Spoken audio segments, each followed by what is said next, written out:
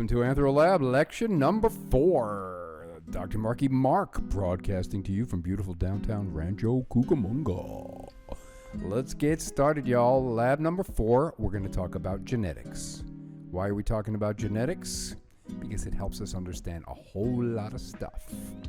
Like why we are different from chimpanzees. Why? 3 letters. D-N-A. That's Chinese for DNA.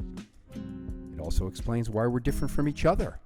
DNA, slight differences between each other. How does life change? It's not magic. It's subtle changes to our DNA. Over many, many generations, life forms can change. How? Mutations. Genetic mutations. They sound dangerous, but sometimes they can be very creative. What do I mean by a genetic mutation? Take a letter in the word DNA, change it. That's it.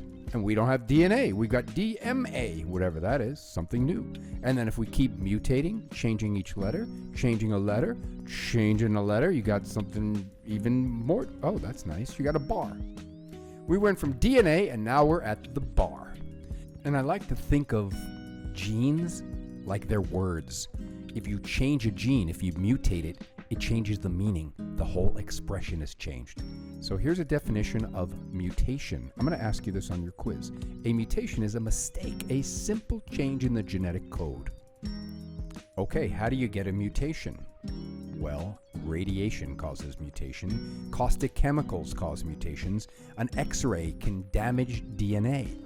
Mutations also happen just naturally. Somewhere in your body right now, cells are splitting, they're replicating, and there are mistakes happening. That's how you get weird things, weird freckles, and weird bits and pieces, because cells make mistakes when they're dividing.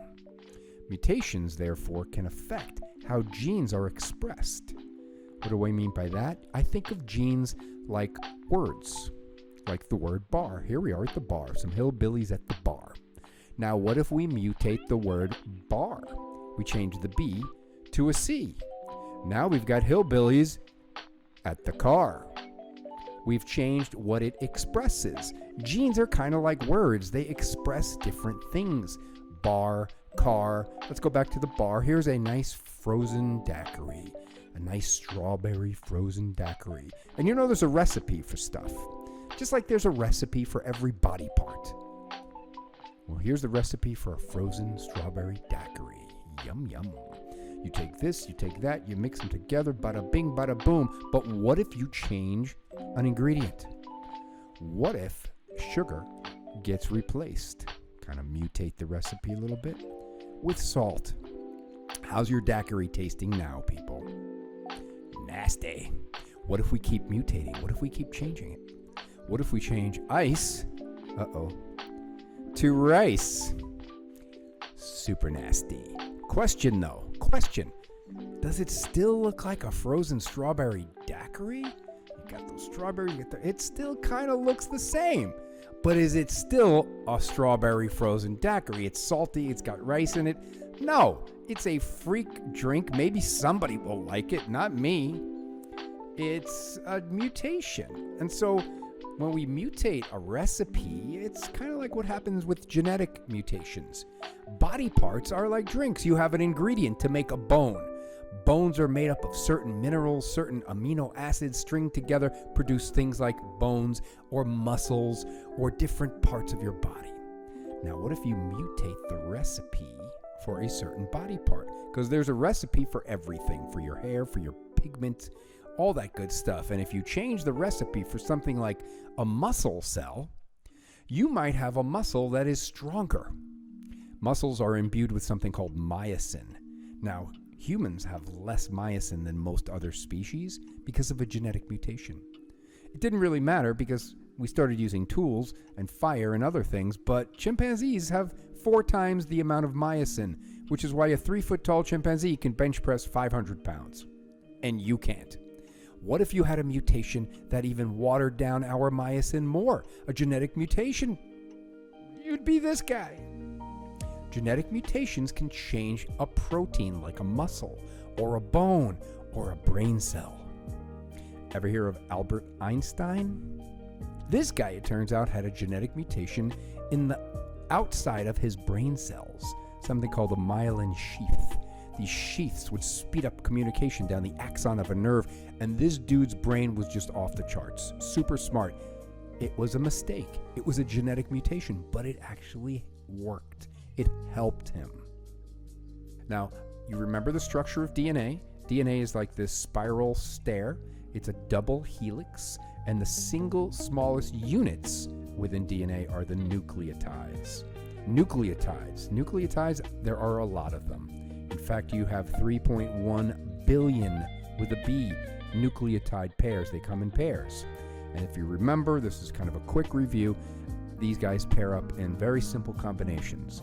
Adenine loves thymine. Nobody has time to say adenine. Everybody just says A, and people use T. By convention, the other pair, C and G, we just use those letters. So there are 3.1 billion pairs, but there are only 2 possible pairings. DNA is really, really simple. But there's so much of it that it conveys a ton of information. Now, you probably have heard this word before. Gene. A gene. It's a section of DNA that contains instructions for making proteins. Proteins like muscle or bone or pigment or some kind of enzyme. Basically, that's what you're made of. You're a big bag of water, and the proteins give you your shape, your form, your function. You're really different from other creatures because of the proteins that make up our body. What is a protein? Here's your definition. A chain of amino acids. This will also be on your quiz. I'm going to ask you what a protein is.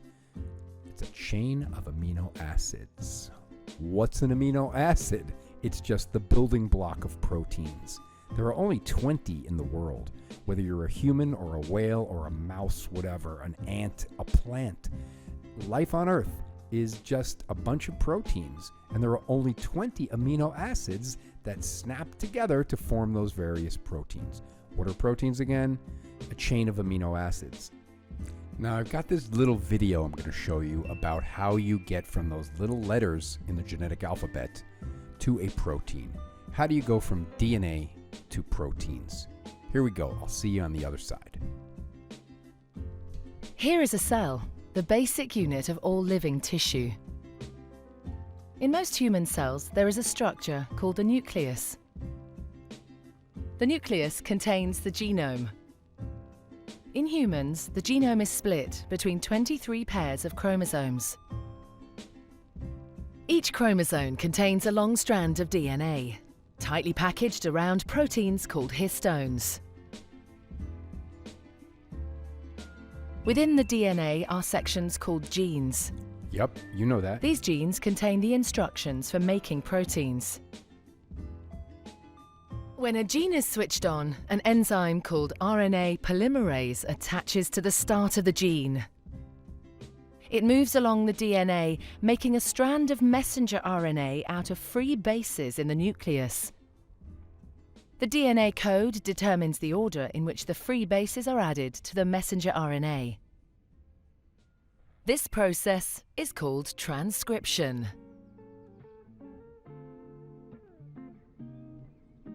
Before the messenger RNA can be used as a template for the production of proteins, it needs to be processed. This involves removing and adding sections of RNA. The messenger RNA then moves out of the nucleus into the cytoplasm.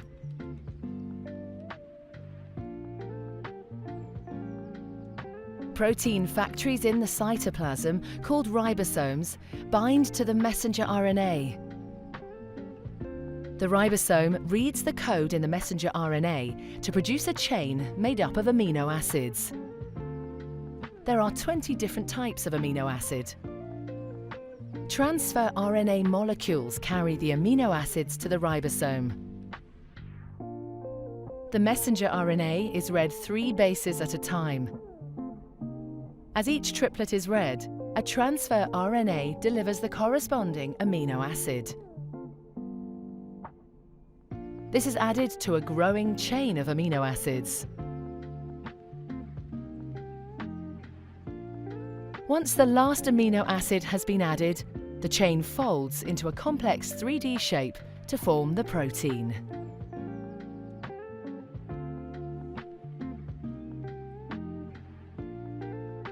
Got it?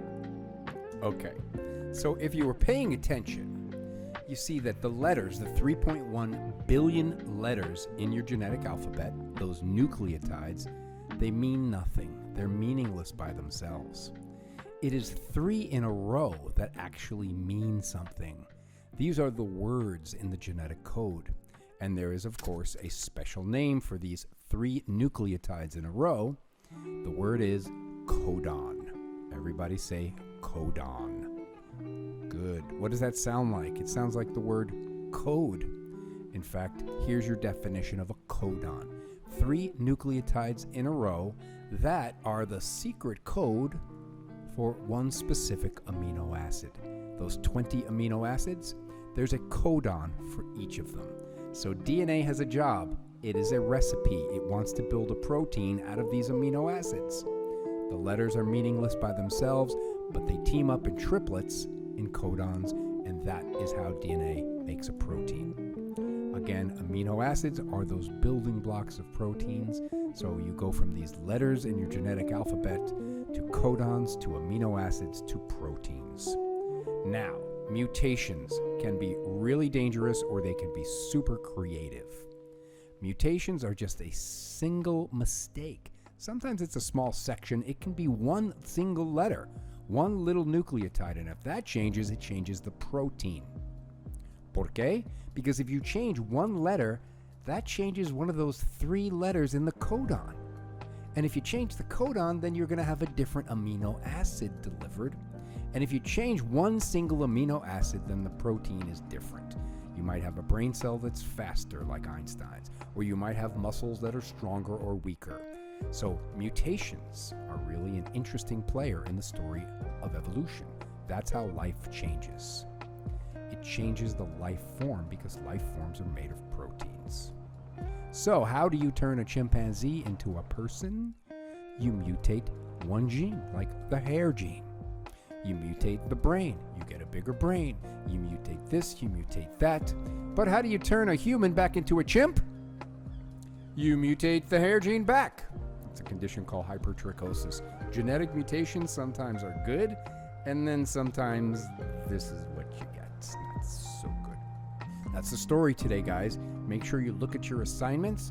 Go over this video again if you need to. Have fun. Okay.